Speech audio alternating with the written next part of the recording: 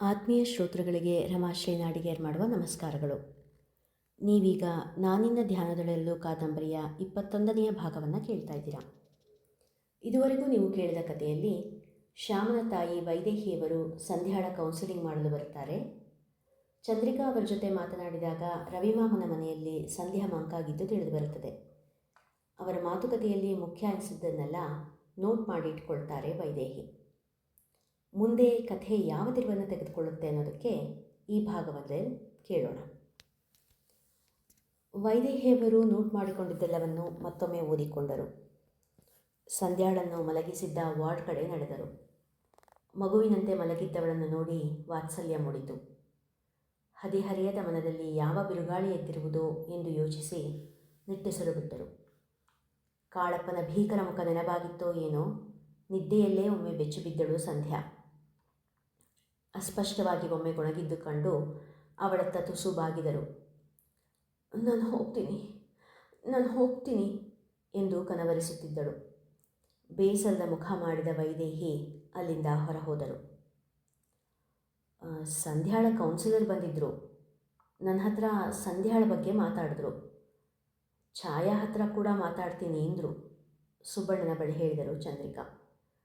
ಮಾತು ಮುಂದುವರಿಸುತ್ತಾ, ಆ ಹುಡುಗ ಶ್ಯಾಮನ ಬಗ್ಗೆ ನಿಮಗೇನಾದರೂ ಗೊತ್ತಿದೆಯಾ? ಯಾಕೋ ಅವನ ನಡವಳಿಕೆ ವಿಚಿತ್ರವಾಗಿತ್ತು. ಸಂಧ್ಯಾನ ತುಂಬ ಹಚ್ಕೊಂಡ ಹಾಗೆ ಕಾಣ್ತಾನೆ ಎಂದರು. ಮುರಳಿ ಸ್ನೇಹಿತ, ಕಾಲೇಜಿನ ಕಲ್ಚರಲ್ ಸೆಕ್ರೆಟರಿ ಅಂತೆ. ಹಾಗಾಗಿ ಸಂಧ್ಯಾಳ ಹಾಡುಗಾರಿಕೆ ಮೇಲೆ ವಿಶೇಷ ಅಭಿಮಾನ. ಮತ್ತಿನ್ನೇನೋ ವಿಷಯ ಇದ್ದ ಹಾಗೆ ಕಾಣಿಸ್ಲಿಲ್ಲ ಎಂದ ಸುಬ್ಬಣ್ಣನ ಮಾತಿಗೆ ಅಡ್ಡಡ್ಡ ತಲೆ ಆಡಿಸುತ್ತಾ, ನನಗೇನೋ ಬರೀ ಅಭಿಮಾನ ಅನಿಸ್ಲಿಲ್ಲಪ್ಪ. ಲವ್ ಗಿವ್ವು ಅಂತೇನಾದರೂ ಇದೆಯೋ ಏನೋ. ನಮ್ಮ ಸಂಧ್ಯಾ ಅವನನ್ನು ಮನಸ್ಸಿಗೆ ಹೆಚ್ಕೊಂಡು ಎಂದು ರಾಗ ಎಳೆದರು. ಥೂ, ನೀವು ಹೆಂಗಸ್ರಿ ಎಲ್ಲದಕ್ಕೂ ಅನುಮಾನ ಪಡ್ತೀರಪ್ಪ. ಅದು ಅಲ್ಲದೆ ನಮ್ಮ ಸಂಧ್ಯಾ ಅಷ್ಟು ಧೈರ್ಯ ಇರೋ ಹುಡುಗಿನಾ? ಸುಮ್ಮನೆ ಇಲ್ಲದ ಸಂಶಯ ಮನಸ್ಸಲ್ಲಿ ಇಟ್ಕೊಂಡು ನೀನು ಚಿಂತೆ ಮಾಡಿ ಉಳಿದವರನ್ನು ಚಿಂತೆಗೆ ದೂಕಬೇಡ ಎಂದರು. ಛಾಯಾಳನ್ನು ಇದರ ಬಗ್ಗೆ ಒಮ್ಮೆ ವಿಚಾರಿಸಬೇಕು ಎನಿಸಿತು. ಅಮ್ಮ ಎಂದು ನರಳುತ್ತಾ ಕಣ್ಣು ಬಿಟ್ಟಳು ಸಂಧ್ಯಾ. ಎದುರಲ್ಲೇ ಕುಳಿತಿದ್ದ ಚಿದಂಬರ ಅವರನ್ನು ಕಂಡು ದುಃಖ ಹೆಚ್ಚಾಯಿತು. ಅಪ್ಪ ಎಂದು ಅಳತೊಡಗಿದಳು. ಪಕ್ಕದಲ್ಲಿ ಬಂದು ಕುಳಿತು ತಲೆನೆವರಿಸಿದ ಚಿದಂಬರ. ಸಂಧ್ಯಾ ಪುಟ್ಟಿ, ಅಳಬೇಡಮ್ಮ, ನನ್ನ ಕ್ಷಮಿಸ್ಬಿಡಮ್ಮ, ನಾನು ತುಂಬ ದೊಡ್ಡ ತಪ್ಪು ಮಾಡಿಬಿಟ್ಟೆ ಎಂದು ಹೇಳುತ್ತಾ ಕಣ್ಣೀರು ಬರೆಯತೊಡಗಿದರು. Hi Sandhya, how are you ಎನ್ನುತ್ತಾ ಒಳ ಬಂದರು ವೈದೇಹಿ. ಅಪರಿಚಿತ ವ್ಯಕ್ತಿಯನ್ನು ಕಂಡ ಸಂಧ್ಯಾ ಮುದುರಿದಳು. ಈಗಾಗಲೇ ಸಂಧ್ಯಾಳ ವಿಷಯವಾಗಿ ಮಾತನಾಡಿದ್ದರಿಂದ ಚಿದಂಬರ ಅವರಿಗೆ ವೈದೇಹಿಯವರ ಪರಿಚಯ ಚೆನ್ನಾಗಿಯೇ ಇತ್ತು. ಡಾಕ್ಟ್ರೇ, ಈಗಷ್ಟೇ ಎಚ್ಚರ ಆಯಿತು ಸಂಧ್ಯಾಗೆ ಎಂದವರನ್ನು ನೋಡಿ ಮುಗುಳುನಕ್ಕ ವೈದೇಹಿ, ನೀವು ಸ್ವಲ್ಪ ಹೊರಗಡೆ ಇರಿ, ನಾನು ಸಂಧ್ಯಾ ಚೆಕಪ್ ಮಾಡಬೇಕು ಎಂದರು. ಹೇಗಿದೆಯಾ? ಇನ್ನು ನೋವಿದೆಯಾ ಪುಟಿ ಎನ್ನುತ್ತಾ ಅವಳನ್ನು ಪರೀಕ್ಷಿಸತೊಡಗಿದರು. ಇದೆ ಎನ್ನುವಂತೆ ಮೇಲೆ ಕೆಳಗೆ ತಲೆ ಆಡಿಸಿದಳು ಸಂಧ್ಯಾ. ಅವಳ ದೇಹದ ಮೇಲಾಗಿದ್ದ ಗಾಯಗಳನ್ನು ಪರೀಕ್ಷಿಸಿದರು. ಗಾಯಗಳ ಪರಿಣಾಮ ಸಂಧ್ಯಾಳಿಗೆ ಜ್ವರ ಕೂಡ ಬಂದಿತ್ತು. ಅದಕ್ಕೆ ತಕ್ಕ ಔಷಧಿ ನೀಡಿದರು. ಸಂಧ್ಯಾಳ ಕಡೆ ನೋಡುತ್ತಾ ಮುಗುಳುನಕ್ಕು, ಏನು ಹೆದರ್ಕೊಳ್ಬೇಡ ಪುಟಿ, ಈ ಗಾಯಗಳೆಲ್ಲ ಬೇಗ ವಾಸಿಯಾಗುತ್ತೆ, ಕಲೆ ಕೂಡ ಉಳಿಯಲ್ಲ. ಇನ್ನೊಂದು ವಾರದೊಳಗೆ ನೀನು ಮತ್ತೆ ಮೊದಲಿನ ಹಾಗೆ ಕಾಲೇಜಿಗೆ ಹೋಗ್ಬೋದು ಎಂದರು. ಅವರ ಮಾತು ಕೇಳಿಸಿಕೊಳ್ಳುತ್ತಿದ್ದರೂ ಕಣ್ಣಲ್ಲಿ ಏನೋ ಅಸಹನೆಯ ನೆರಳು ಕಾಣಿಸಿತ್ತು. Any problem? ಏನೇ ಇದ್ರೂ ನನ್ನ ಹತ್ರ ಹೇಳ್ಕೊ, ಡೋಂಟ್ ಹೆಸಿಟೇಟ್ ಎಂದಾಗ, ಆಂಟಿ ಸಾರಿ ಡಾಕ್ಟರ್, ನನಗೆ ಪುಟ್ಟಿ ಅಂತ ಕರೆಯೋದು ಹಿಡಿಸಲ್ಲ, ನಾನೀಗ ದೊಡ್ಡೋಳಾಗಿದ್ದೀನಿ ಎಂದಳು ಸಂಧ್ಯಾ. ಓಹ್ ಹೌದಾ, ಸಂಧ್ಯಾ ಅಂತಲೇ ಕರಿತೀನಿ ಬಿಡು. ನಿಂಗೊಂದು ವಿಷಯ ಗೊತ್ತಾ, ನನ್ನ ಮಗಳಿಗೂ ಕೂಡ ಪುಟ್ಟಿ ಅಂದರೆ ಸಿಟ್ಟು ಬಂದುಬಿಡುತ್ತೆ ಎನ್ನುತ್ತಾ ನಕ್ಕರು. ಅದನ್ನು ಕೇಳಿ ಸಂಧ್ಯಾಳ ಮುಖದಲ್ಲಿ ಕೂಡ ಮುಗುಳುನಗೆ ಮೂಡಿತು. ನಿನ್ನ ಮೇಲೊಂದು ಕಂಪ್ಲೇಂಟ್ ಬಂದಿದೆ ನನಗೆ. ಅದು ನಿನ್ನ ತಂದೆಯವ್ರ ಕಡೆಯಿಂದ ಎಂದರು ವೈದೇಹಿ. ತನ್ನ ತಂದೆ ತನ್ನ ವಿಚಿತ್ರವಾದ ನಡವಳಿಕೆ ಬಗ್ಗೆ ಏನಾದರೂ ಹೇಳಿರುವರೇನೋ ಎಂದು ಒಂದು ರೀತಿಯ ಸಂಕೋಚದಿಂದ ಅವರತ್ತ ನೋಡಿದಳು ಸಂಧ್ಯಾ. ನೀನು ಊಟ ತಿಂಡಿ ಸರಿಯಾಗಿ ಮಾಡೋದೇ ಇಲ್ವಂತೆ, ಅದಕ್ಕೆ ಹೀಗೆ ವೀಕೆ ಆಗಿದ್ದಾಳೆ ಅಂದರು ನಿನ್ನ ತಂದೆ. ನೋಡು ಸಂಧ್ಯಾ, ಈಗ ನೀನೇ ಒಪ್ಕೊಂಡಿದ್ಯಾ ನೀನು ದೊಡ್ಡೋಳು ಅಂತ. ಸೊ ಚಿಕ್ಕ ಮಕ್ಕಳ ಥರ ಹಠ ಮಾಡದೆ ಊಟ ತಿಂಡಿ ಎಲ್ಲ ಸರಿಯಾದ ಟೈಮಿಗೆ ಮಾಡಬೇಕು. ಮತ್ತು ನನಗೆ ನಿನ್ನ ಹತ್ರ ತುಂಬ ವಿಷಯ ಮಾತಾಡಲಿಕ್ಕಿದೆ ಎಂದು ಮಾತು ನಿಲ್ಲಿಸಿದರು. ಅವರು ಹೇಳಿದ್ದಕ್ಕೆಲ್ಲ ಒಪ್ಪಿಗೆ ಎನ್ನುವಂತೆ ತಲೆ ಆಡಿಸುತ್ತಿದ್ದ ಸಂಧ್ಯಾ ತನ್ನ ಬಳಿ ಮಾತನಾಡುವ ವಿಷಯ ಯಾವುದಿರಬಹುದೆಂದು ಕೊಳ್ಳುತ್ತಾ ವೈದೇಹಿಯವರ ಕಡೆ ನೋಡಿದಳು. ಅವಳ ಮುಖದ ಮೇಲಿದ್ದ ಪ್ರಶ್ನಾರ್ಥಕ ಚಿಹ್ನೆ ಅರಿತ ವೈದೇಹಿ, ನಿನ್ನ ಹಾಡಿನ ಬಗ್ಗೆ ಕಣಮ್ಮ, ನನಗೂ ಹಾಡೋದು ಅಂದರೆ ತುಂಬ ಇಷ್ಟ. ಒಂಚೂರು ಪಾರು ಸಂಗೀತ ಕೂಡ ಕಲ್ತಿದ್ದೀನಿ. ಟೈಮ್ ಆದಾಗ ಇಬ್ಬರು ಅದ್ರ ಬಗ್ಗೆ ಮಾತಾಡೋಣ, ಓಕೆ? ಈಗ ಗುಡ್ ಗರ್ಲ್ ಥರ ತಿಂಡಿ ತಿಂದು ಮಾತ್ರೆ ತಗೊಂಡು ರೆಸ್ಟ್ ಮಾಡಬೇಕು, ಓಕೆನಾ ಎಂದು ಹೇಳುತ್ತಾ ಮಮತೆಯಿಂದ ಅವಳ ತಲೆನೇವರಿಸಿದರು. ವೈದೇಹಿಯವರ ನೋಟ, ಮಾತು, ಸ್ಪರ್ಶ ಎಲ್ಲವೂ ಸಂಧ್ಯಾಳಿಗೆ ಬಹಳ ಇಷ್ಟ ಆಗಿತ್ತು.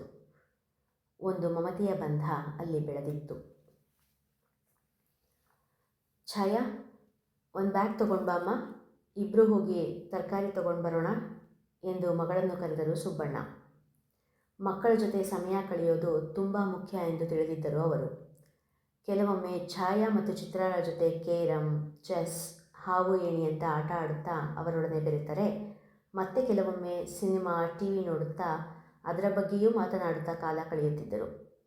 ಅಪ್ಪನೆಂದರೆ ಸಲಿಗೆ ಜೊತೆಗೆ ಗೌರವವೂ ಒಂದು ಸಣ್ಣ ಮಟ್ಟಿನ ಭಯವೂ ಇರುವಂತೆ ಬೆಳೆಸಿದ್ದರು ಮಕ್ಕಳನ್ನು. ಮಕ್ಕಳ ಓದಿನ ಜೊತೆಗೆ ಅವರ ನಡವಳಿಕೆ ಬಗ್ಗೆ ಕೂಡ ಒಂದಿಷ್ಟು ಎಚ್ಚರಿಕೆಯ ಕಣ್ಣಿಟ್ಟಿದ್ದರು ಸುಬ್ಬಣ್ಣ. ಅಪ್ಪ, ನಡ್ಕೊಂಡು ಹೋಗೋದಾ ಅಥವಾ ಬೈಕ್ ತರಲ್ಲ ಎನ್ನುತ್ತಾ ಬ್ಯಾಗ್ ಹಿಡಿದು ಬಂದಳು ಛಾಯಾ. ನಡ್ಕೊಂಡೇ ಹೋಗೋಣ ಬಾ ಅಮ್ಮ ಎನ್ನುತ್ತಾ ಚಪ್ಪಲಿ ಮೆಟ್ಟಿದರು. ಬೀದಿಗಿಳಿದ ಅಪ್ಪ ಮಗಳಿಗೆ ಮಾತಾಡಲು ವಿಷಯಗಳಿಗೇನು ಕೊರತೆ? ರಾಜಕೀಯ, ಸಿನಿಮಾ, ದಿನಪತ್ರಿಕೆಯಲ್ಲಿ ಬಂದ ವಿಷಯ ಎಲ್ಲ ಅವರ ಮಾತಿನ ನಡುವೆ ಬಂದು ಹೋಯಿತು. ತರಕಾರಿ ಎಲ್ಲ ತೆಗೆದುಕೊಂಡು ಒಂದು ಪ್ಯಾಕೆಟ್ ಚುರುಮುರಿ ಕಟ್ಟಿಸಿಕೊಂಡು ಪಾರ್ಕಿನ ಬೆಂಚಿನ ಮೇಲೆ ಕುಳಿತರು.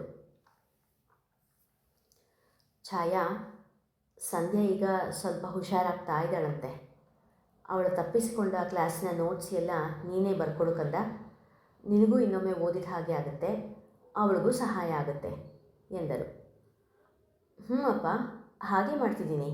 ನನ್ನ ನೋಟ್ಸ್ ಎಲ್ಲ ಕ್ಲಾಸಲ್ಲೇ ಮುಗಿಸ್ಬಿಡ್ತೀನಿ. ಮನೆಗೆ ಬಂದಮೇಲೆ ಅವಳು ನೋಟ್ಸ್ ಬರಿತಾ ಇದ್ದೀನಿ. ಗುಡ್ ಕಣಮ್ಮ. ಅಂದಹಾಗೆ ಒಂದು ಮಾತು ಕೇಳಬೇಕಿತ್ತು ನಿನ್ನ ಹತ್ರ. ಸಂಧ್ಯಾಗೆ ಕಾಲೇಜಲ್ಲಿ ನಿನ್ನ ಬಿಟ್ಟರೆ ಇನ್ನೂ ಯಾರ್ಯಾರು ಫ್ರೆಂಡ್ಸ್ ಇದ್ದಾರೆ? ನಿಧಾನವಾಗಿ ತನಿಖೆಗೆ ಇಳಿದಿದ್ದರು. ಯಾರೂ ಇಲ್ಲಪ್ಪ, ನಾನೊಬ್ಬಳೇ ಅವಳ ಬೆಸ್ಟ್ ಫ್ರೆಂಡ್.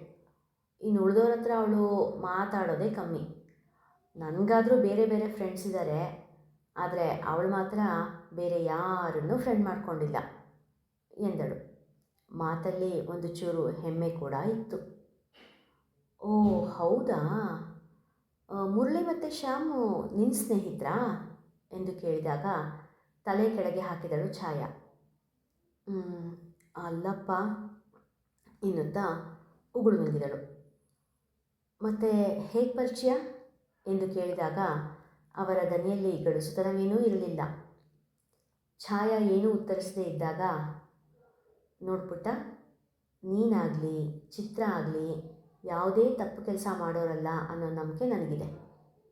ನಾನು ಹೇಳೋದು ಒಂದೇ ಮಾತು, ನೀವು ಯಾವುದೇ ಕೆಲಸ ಮಾಡಬೇಕಾದ್ರೂ ಇದನ್ನು ಅಪ್ಪ ಅಮ್ಮನಿಂದ ಮುಚ್ಚಿಡಬೇಕು, ಇದು ಅವ್ರಿಗೆ ಗೊತ್ತಾಗಬಾರ್ದು ಅನಿಸಿದ್ರೆ ಆ ಕೆಲಸ ತಪ್ಪು ಅಂತ ಅರ್ಥ. ಹಾಗೆ ನಿನ್ನ ಸ್ನೇಹಿತರ ಬಗ್ಗೆನೂ ಅಷ್ಟೇ. ಸ್ನೇಹಿತರನ್ನ ಅಪ್ಪ ಅಮ್ಮನಿಗೆ ಪರಿಚಯ ಮಾಡಿಸ್ಬಾರ್ದು ಅಂತ ಅಂದ್ಕೊಳ್ಳೋದಾದರೆ ಅದು ಸರಿಯಾದ ಸ್ನೇಹ ಅಲ್ಲ ಅಂತ ಅರ್ಥ ಎಂದವರು ಒಂದು ಗಳಿಗೆ ಸುಮ್ಮನಾದರು. ಛಾಯಾ ಮತ್ತೇನೂ ಮಾತನಾಡದೇ ಇದ್ದಾಗ, ಕತ್ತಲಾಗ್ತಾ ಇದೆ, ಬಾಮ್ಮ ಮನೆಗೆ ಹೋಗೋಣ. ಹಾಗೆ ಹೋಗ್ತಾ ಇನ್ನೊಂದು ಪ್ಯಾಕೆಟ್ ಚುರುಮುರಿ ಕಟ್ಸ್ಕೊಳ್ಳೋಣ ಅಮ್ಮ ಮತ್ತು ಚಿತ್ರಾಗೆ ಎನ್ನುತ್ತಾ ಮೇಲಿದ್ದರು.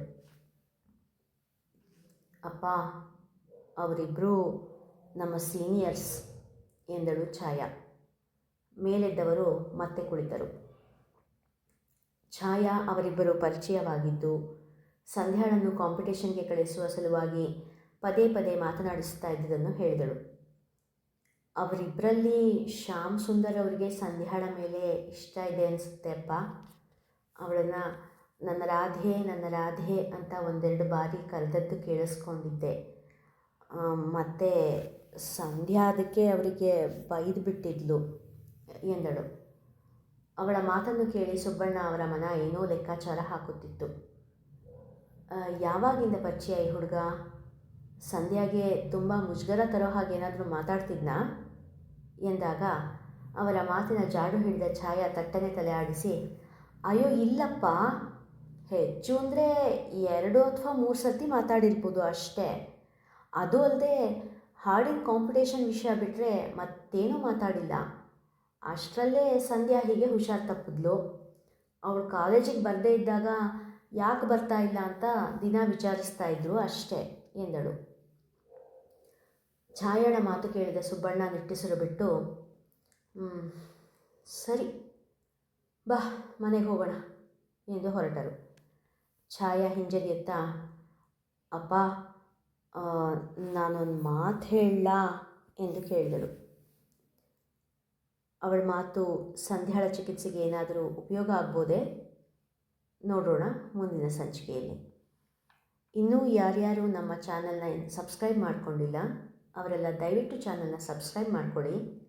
ಲೈಕ್, ಶೇರ್ ಹಾಗೂ ಕಮೆಂಟ್ ಮಾಡೋದನ್ನು ಮರಿಬೇಡಿ. ಧನ್ಯವಾದಗಳು.